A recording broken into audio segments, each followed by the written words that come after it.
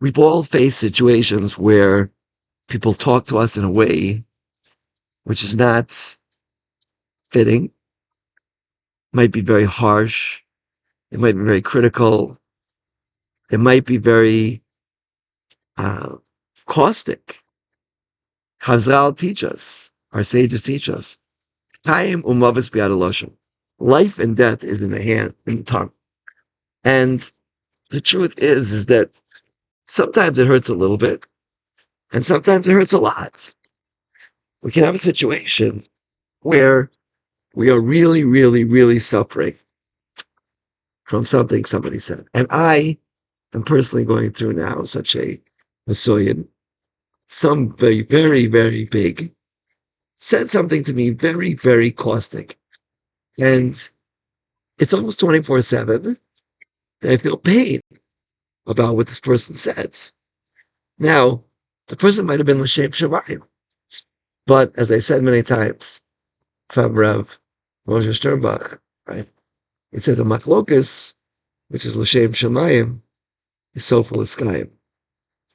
An argument, a dispute, which is for the sake of heaven, will continue. Because when people are L'Shem Shamayim, sometimes they do things which are difficult to deal with.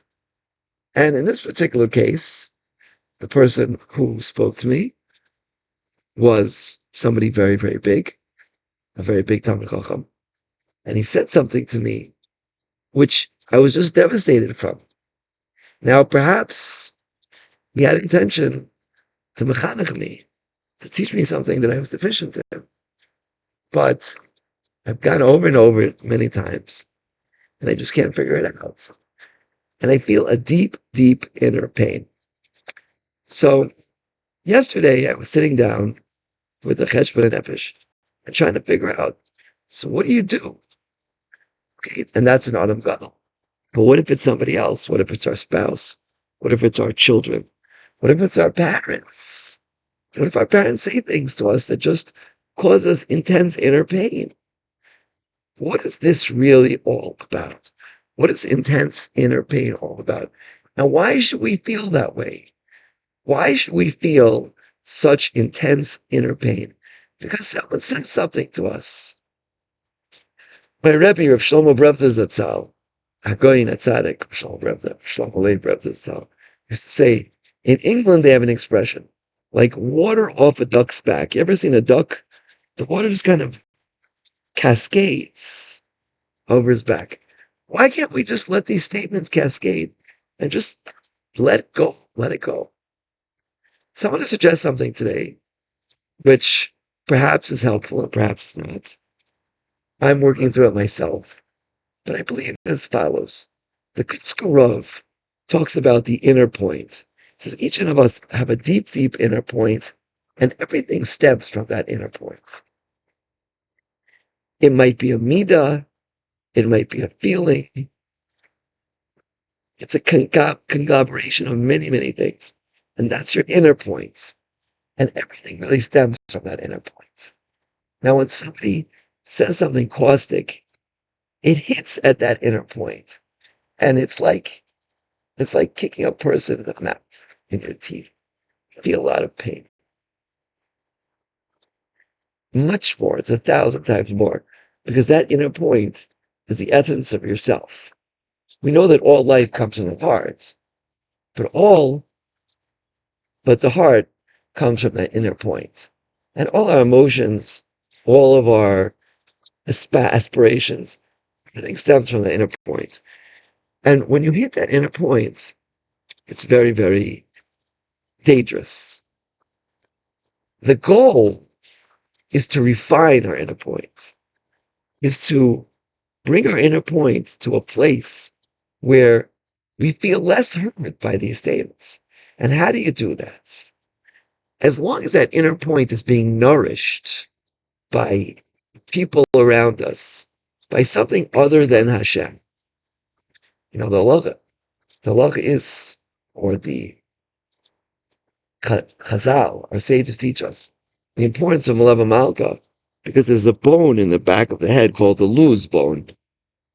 And it gets nutrition from Lava Malka. The reason for that is, and it says Tchias HaMesa, resurrection of the dead depends on that bone. And the Kadmonim they explain, because that bone did not get from the Eitz Hadas, it only gets nutrition from Lava Malka, and therefore it will not be destroyed when a person dies. So that bone is going to be the source of our resurrection. This inner point is the source of everything.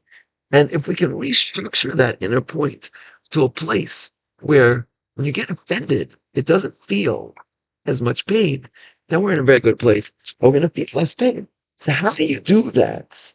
How do you bring your inner point to a place where there's less pain? Just like the luz gets nutrition from Lava Malka, our inner point has to only be sustained by Hashem's will and finding favor in Hashem's eyes. If our entire being is based, is sourced in finding favor in Hashem's eyes, then if someone says something to us, we'll just fall like water off the duck's back. It'll cause us much less pain. Now, to get to that place is really not simple. Please don't think that I'm saying it's simple. I'm working on it myself for many, many years. But the point is that we have to get to that inner point, and we have to try to nurture it in a way which we can wean ourselves off sustenance from compliments of other people, and even more important, from the degradation. If you're in a relationship, or if you've been degraded by somebody's brought you very, very intense pain, then we try to find your inner point and try to wean your inner point off the need for compliments and for recognition from other people. The Rambam did it. The Rambam writes about himself, he doesn't mention his name, that the greatest moment of his life is when someone defecated on him, excuse me for saying that, being so blunt, and he didn't feel any upsetness at all. It was like nothing happens. And the Rambam hit that inner point and realized that it only gets sustained from Hashem. And this is a very good place. It's a long process. It's a long process of removing our lifeline from the compliments and from the words of others, and only Hashem. And this is what David HaMelech said, Hotzi mi masker nafshi. Remove me from the fetters of myself.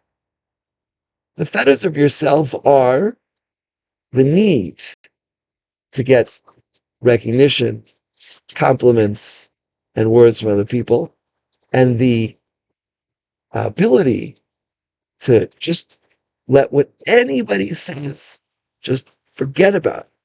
Pretend it never happened. And it's meaningless. And it's really the truth.